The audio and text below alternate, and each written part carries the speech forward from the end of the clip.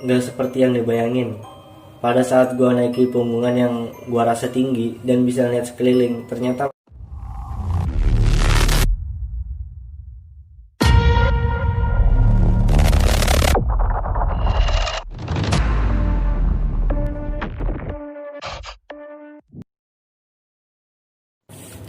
Assalamualaikum warahmatullahi wabarakatuh. Gua Goy, balik lagi bersama kita di channel Topeng Horor di segmen Bedah Misteri. Oke, kali ini gue mau ceritain tentang kisah pendaki ya yang katanya hilang di Semeru 5 hari. Langsung aja ke ceritanya.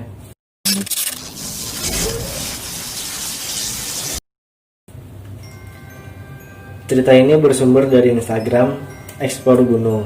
Narasumbernya @dianberuntung. Tanggal 18 November 2006, gua Dian Suwanto yang biasa dipanggil Stempel, dan hanya ingin berbagi cerita karena teman yang kadang bertanya tentang perjalanan gua. Tanggal 18 November, gua sama Windarto yang biasa dipanggil Metek adalah anggota Mahapala DB FE UNEJ Jember sudah merencanakan untuk melakukan perjalanan ke Gunung Semeru setelah akhir ujian semester. Kita berdua ngajak teman yang juga mahasiswa FE UNEJ yaitu Fuad Aditya dan Soleh Hanafi. Kami mempersiapkan segala kebutuhan dan bekal untuk ke Gunung Semeru. Tanggal 19 November 2006. Pagi hari itu kami berempat dari Jember menuju Lumajang dengan menggunakan 2 sepeda motor. Firasat nggak baik sempat terbesit saat salah satu motor kami mengalami kerusakan pada rantai motor. Tapi kami buang jauh-jauh pikiran tersebut. Dari Lumajang, kami mampir ke Pasar Sundero untuk melengkapi perlengkapan perbekalan, terutama logistik. Dari Pasar Sundero, kami melanjutkan ke Ranupane sekitar pukul 11 siang. Sampai di Ranupane, kami titipkan sepeda motor di rumah Pak Tumari. Di sana kami sempat ketemu sama tim OPA Janagiri dari Jogja. Tim kami melewati jalur Watu Lejeng, sementara tim Janagiri melewati jalur Ayak-Ayak. Sore hari kami bertemu kembali di Ranukumbolo. Selama perjalanan, hari pertama Fuad diare, tapi bisa teratasi dengan minum obat. Di Ranukumbolo, kami mendirikan tenda dan memasak makanan. Tanggal 20 November, perjalanan dilanjutkan dari Ranukumbolo ke Kalimati. Setelah mengambil air dari sumber mani, kami lanjutkan perjalanan ke Arkopodo dan mendirikan tenda di sana. Pada malam hari, Windarto mengalami sesak nafas karena asmanya kambuh dan minum obat yang biasanya disemprotkan ke mulutnya habis. Kondisi fisik kawan-kawan saat itu kurang baik dan mereka memutuskan untuk gak muncak besok. Dan gue pun mengurungkan niat untuk menuju puncak melihat kondisi fisik kawan-kawan. Tanggal 21 November, hari pertama hilang. Sekitar jam 3 pagi, rombongan Janagiri yang mendirikan tenda di Kalimati rupanya mulai menuju puncak dan melewati tenda kami di Arkopodo. Mereka menawarkan bantuan oksigen dan mengajak kami untuk ke puncak Mahameru. Setelah kami berkoordinasi, akhirnya gua dan tim Janagiri menuju puncak. Sementara 3 teman menunggu di tenda karena kondisi fisik yang gak memungkinkan ke puncak Mahameru. Sekitar pukul 5:30 pagi, gue sampai di puncak dan foto-foto sama rombongan Janagiri. Sementara ada satu teman Janagiri yang bernama Kolap diantarkan ke tenda kami di Arkopodo karena kondisi fisiknya yang kurang bagus, dan gue juga dapat kabar bahwa kondisi Windarto juga kurang baik. Karena itu, gue memutuskan untuk turun lebih dulu ke Arkopodo untuk lihat kondisi teman gue itu. Karena asiknya turun dengan medan yang lebih ringan daripada pas ke puncak, akhirnya gue terlalu ke kanan dari jalur yang seharusnya menuju ke Cemoro Tunggal, yaitu jalan menuju Arkopodo. Gue lihat banyak pohon cemara dan gue teruskan ke bawah mengikuti jalan lahar yang gue pikir akan tembus ke Artopodo atau Kalimati. Sampai gue terjatuh ke jurang yang tingginya sekitar 14 meter dan kaki kiri gue cedera, sehingga terpaksa gue seret untuk berjalan. Dengan kaki kiri yang sakit, gue terus jalan. Ternyata sampai sore hari, gue udah di bibir tebing curam dan dalam yang dikatakan orang blank 75, dan gue tersadar bahwa gue tersesat.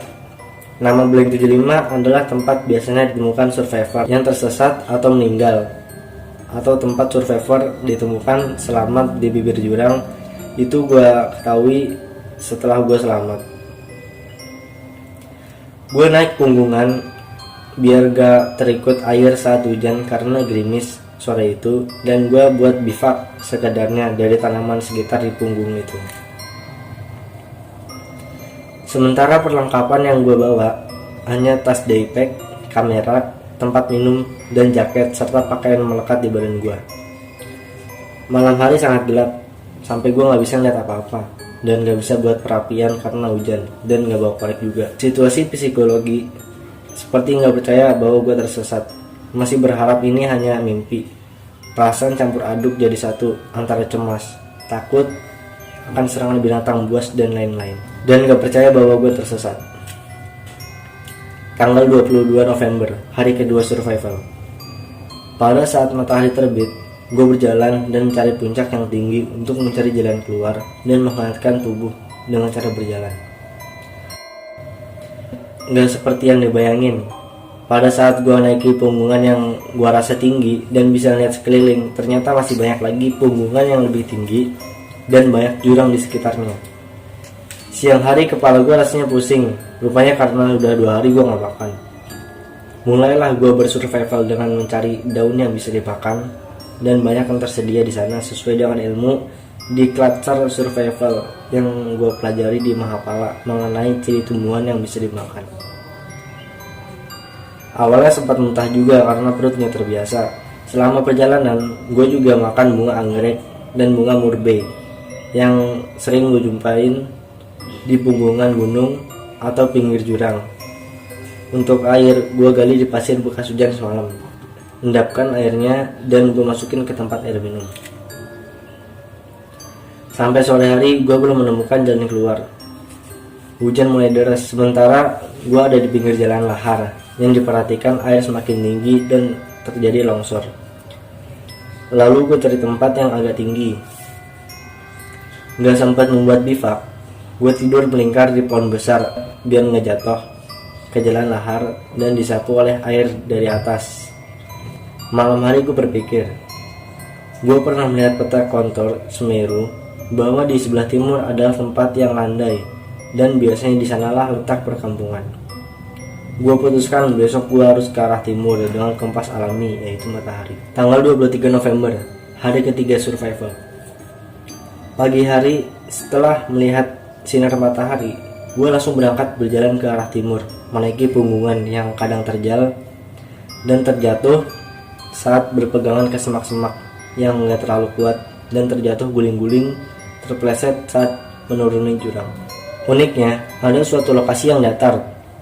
Setelah gue injak, gue terjatuh ke dalam. Rupanya dataran tersebut adalah anyaman alami dari akar-akar pohon.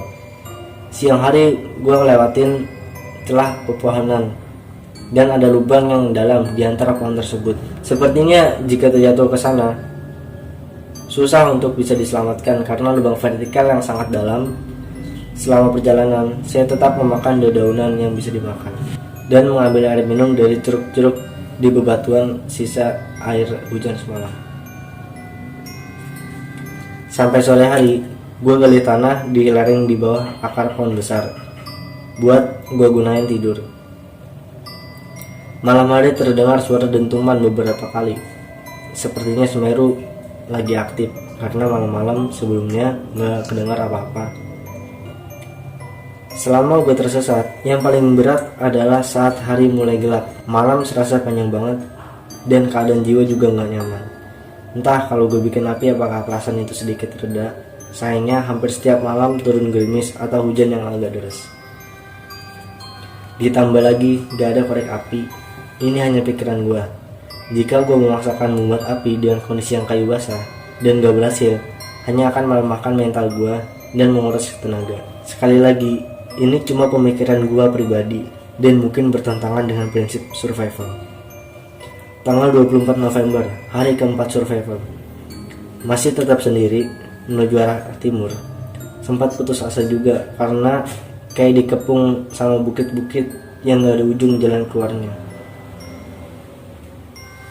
Gue menghibur diri dengan cara bernyanyi dan berusaha berbicara dengan diri gue sendiri. Gue nyiptain teman fiktif untuk diajak berbicara agar kecewaan dan semangat gue tetap terjaga. Di punggungan gunung, gue sempat melihat kotoran binatang yang gede. Gue pikir itu adalah kotoran binatang buas dan gue cepat berlari untuk menghindari hal yang tidak diinginkan. Cukup berat untuk melewati hutan yang mungkin belum pernah dilewati manusia. Vegetasinya sangat rapat hingga sulit sekali untuk dilewati, dan gue gak bawa pisau tebas untuk membuka jalan. Hampir menjelang malam, gue lihat ada bekas potongan pohon. Hati gue senang banget, kayak ada harapan jalan keluar. Gue lihat di sekitar tapi gak ada jalan. Sampai malam datang dan gue bikin bivak dari bekas potongan kayu tersebut. Sepanjang malam, gue berdoa biar besok bisa menemukan jalan keluar. Karena gue yakin bekas potongan kayu ini menandakan pernah ada orang yang kesini. Tanggal 25 November, hari kelima survival. Pagi hari gue senang banget karena setelah mencari di sekitar potongan pohon, akhirnya gue nemuin jalan tikus atau jalan setapak menuju arah barat hingga mentok jalannya buntu. Balik arah ke timur, gue ikutin jalan ini terus sampai gue lelah dan beristirahat sejenak. Kaget rasanya setelah sekian lama hari untuk pertama kalinya bertemu dengan manusia. Orang tersebut adalah Pak Suwadi dan Pak Tamin. Rupanya mereka sedang mencari rotan di hutan. Orang tersebut mengatakan, kalau gue terus mengikuti jalan tikus ini, bakalan sampai di hutan bambu dan perkampungan. Tapi gue gak mau ngambil resiko. Akhirnya gue nungguin dua orang tersebut menyelesaikan pekerjaannya mencari rotan sampai besok hari baru mereka turun. Gue pun tidur di gubuk mereka di hutan. Udah lumayan perut terisi dan air gula hangat yang dikasih sama mereka. Tanggal 26 November. Setelah dua orang tersebut mendapatkan rotan yang mereka inginkan, akhirnya mereka turun melewati hutan bambu dan gue ngikutin dari belakang sampai di sungai kampung Sumber Mujur, desa Candipuro. Di pinggir sungai gue lihat air jernih banget sampai gue minum karena gue beberapa hari cuma minum air yang keruh campur pasir. Ada seorang pria yang mau mandi di sungai, sempat nanyain ke gue, mau kemana kok bawa tas dan pakai sepatu sama celana yang udah sobek, compang-camping di beberapa bagian. Rupanya hal yang tak lazim di kampung. Pria tersebut bernama Pak Tohari. Gue jawab, kalau gue tersesat di Gunung Semeru. Dia bertanya kembali, apakah gue yang diberitakan hilang di koran, televisi dan radio? Gue jawab gue gak tahu, karena selama gue hilang, gue gak tahu keadaan di luar. Dan orang tersebut membawa gue ke rumahnya. Entah siapa yang ngasih kabar, di sana udah ada banyak orang kampung. Setelah mandi di sungai, gue diberikan pakaian ganti, makan, minum, dan dipinjami HP untuk menghubungi sekretariat Mahapala. Awalnya teman di sekretariat gak percaya kalau gue yang menelpon. Mereka minta ciri-ciri pakaian yang gue pakai. Setelah mereka percaya karena pakaian yang gue pakai sesuai dengan ciri-ciri pakaian yang terakhir gue pakai, mereka hubungin tim SAR yang ada di Semeru dan gue dijemput sama tim SAR gabungan Lumajang. Setelah dibawa ke RSUD Lumajang, gue dibawa ke sekretariat PA32. Besoknya gue dibawa lagi ke Ranupane dan ketemu sama tim SAR Kabupaten Lumajang, TNBTS, teman SAR OPA, dan yang lainnya yang gak bisa gue sebut satu-satu. Gue sangat berterima kasih kepada mereka yang udah ngeluangin waktu untuk jadi tim SAR. Mungkin itu yang gue bisa ceritain dari kisah gue di Semeru. Sekedar pesan dari gue bahwa kita cuma manusia yang gak bisa ngelawan alam. Dan kita adalah makhluk yang kecil di hadapan Tuhan. Oke guys, gitu aja cerita dari gua. Mohon maaf kalau ada kesalahan kata. Buat kalian yang belum subscribe, jangan lupa di subscribe, di like, di komen, nyalain loncengnya tuh subscribe-nya ya. Kalau bisa di share ke teman-teman kalian. Oke, segitu aja dari gua. Assalamualaikum warahmatullahi wabarakatuh. See you next video. Bye bye.